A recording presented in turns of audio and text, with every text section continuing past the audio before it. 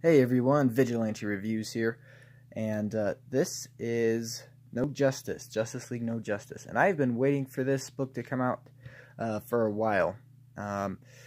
Really ever since DC Nation, I knew I wanted to read this, and this is just really cool because it's like kind of the start of a new phase in DC Comics, kind of what's going to be coming up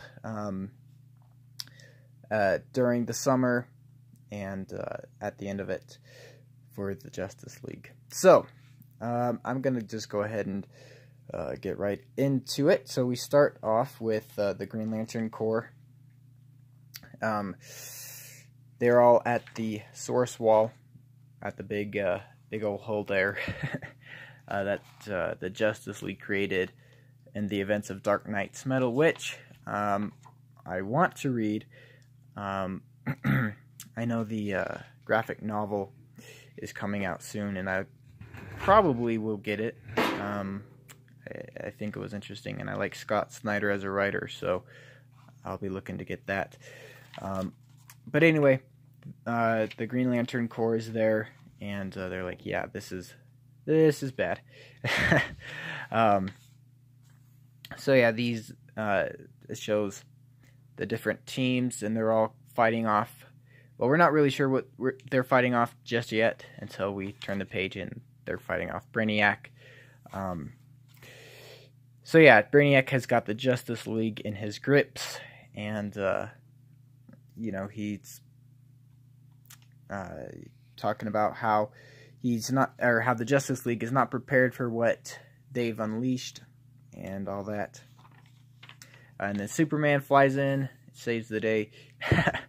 And yeah, it's just a very cool scene here with Superman. Very classic. I won't let you take this world, Brainiac. It just, you know, it's very, a very classic look at Superman.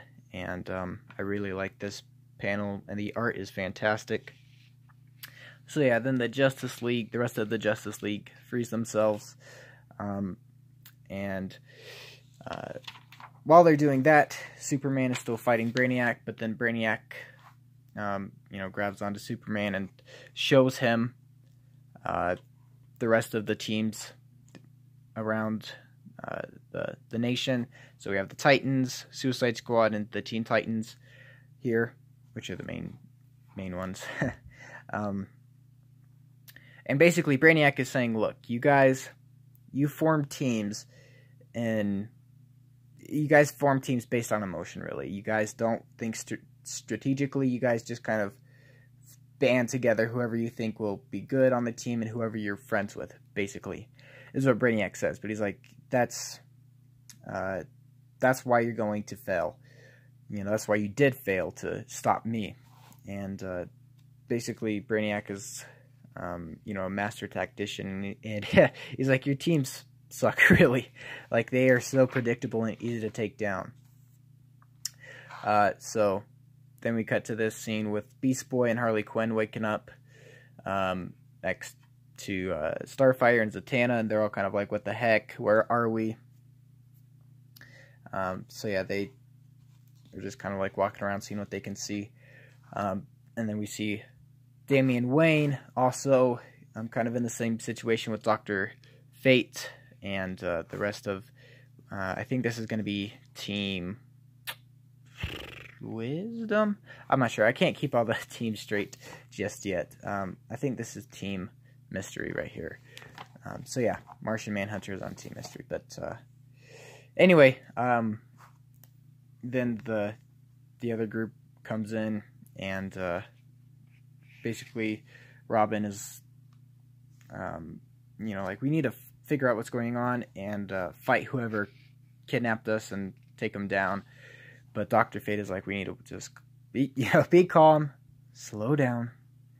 And then he turns around, runs right into Brainiac, and Batman's like, calm down.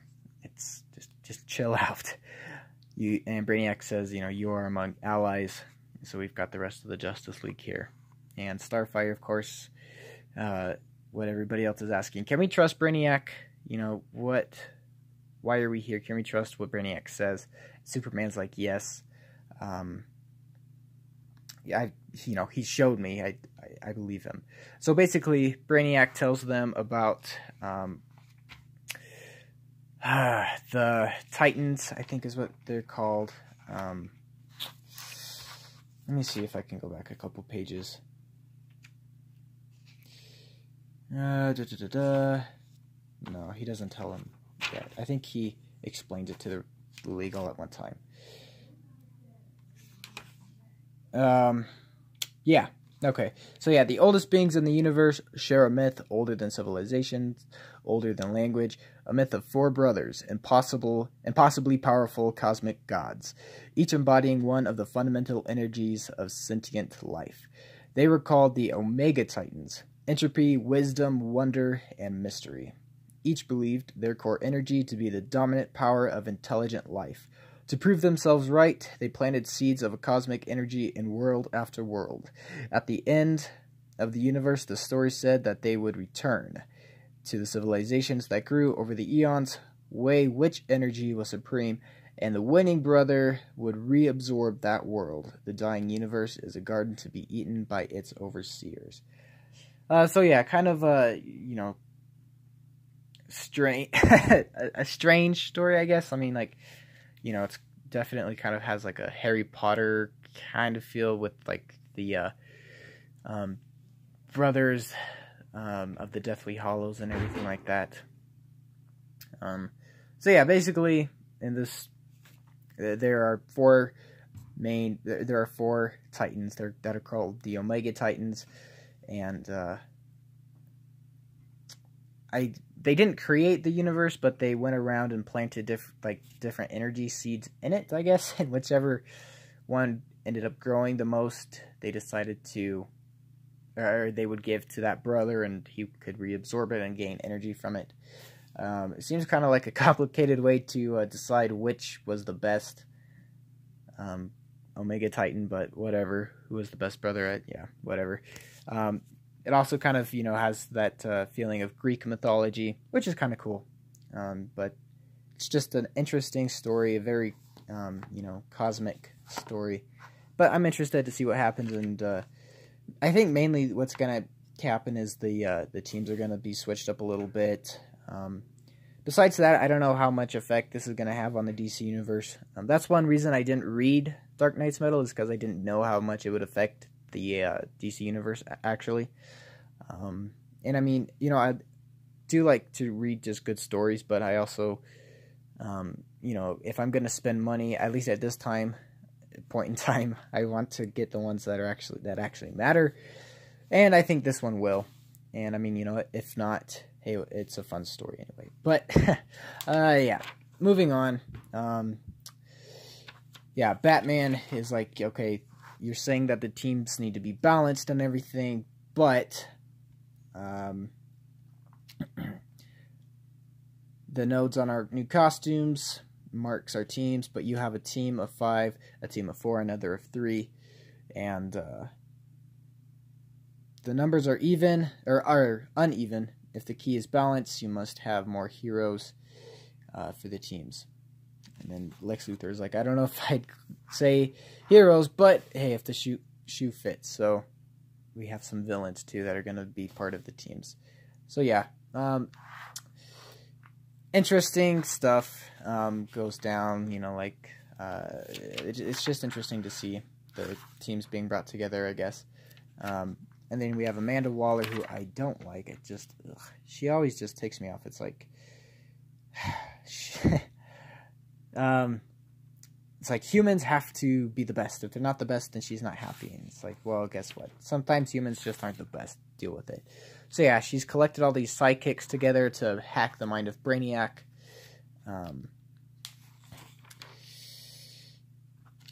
And, while she's getting ready to do that, the teams start kind of fighting. Starfire is like, I won't fight alongside a tyrant like you, Sinestro. And Sinestro's like, yeah, well, guess what? How dare you suggest you're too good to fight with me? Because, you're just kind of a... what... I've been slaving planets way longer than you have, blah, blah, blah, blah. And Damian's like, Dad, I think this is a mistake. How could you even consider following orders from any kind from Brainiac? Are we really going to work alongside monsters and villains? And, you know, Harley Quinn takes offense to that, and they're all kind of just, like, squabbling. Then Brainiac gets fed up with it, and they arrive at Colu, which I guess is Brainiac's homeworld. I always thought that Jor-El invented Brainiac, but I guess in this continuity, Brainiac is in fact like his own species, and his home planet is Colu. So anyway, one of the Omega Titans, Wisdom, I think, yeah, it's Wisdom, is getting ready to reabsorb it. And, yeah, they're all just kind of like, wow, that is one big bad dude. Excuse me. So, yeah, they start hacking Brainiac's mind. Brainiac can't think, but he ends up, like, overloading the, psychics, that machine, but in doing so, he, like, fries his own brain. I just realized I've probably shown, like, every page in here. Oops. But anyway, yeah, he gets fried, and, Beast Boy's like, yeah, what are we gonna do? We're so fragged. So, it was a fun story to read. I'm definitely interested to see what happens in issue 2, since this was just kind of like the setup. I'm kind of surprised, like, it's only a 4-part miniseries. Seems like it would be more of like a 6-part thing. But, you know, I guess 4 issues will be enough. And issue 2 is already out, but my comic shop sold out of it the first day it came out. So by the time I called and was like, hey, could I get this put in my pull box? They were like, sorry, we're already sold out. So they're having to transfer it from one of the comic shops, because 2 of them, there's actually 2 comic shops that are like the same company. So they're going to have to transfer it from the other one. So as soon as I get that, I'll read it and probably do a review on it. But yeah, it was just kind of a fun story. It reminded me kind of a Justice League animated story from the old cartoon, just with more characters. So maybe like a Justice League Unlimited one. But like, even thinking back to those shows, it was like, you know, when they would do the 2-parters, the first episode was always kind of more boring than the second part. Because, you know, the first part was just kind of all the setup, and then you actually got into the action.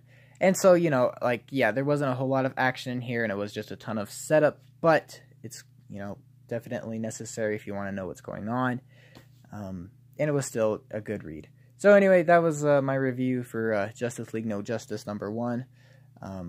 I think it's awesome that it's doing so well, because I know #1 sold out and #2 sold out at my comic book shop.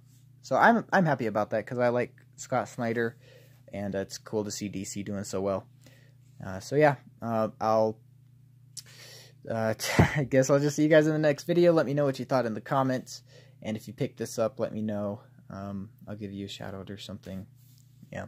Anyway, thanks for watching, and I'll talk to you later. Bye.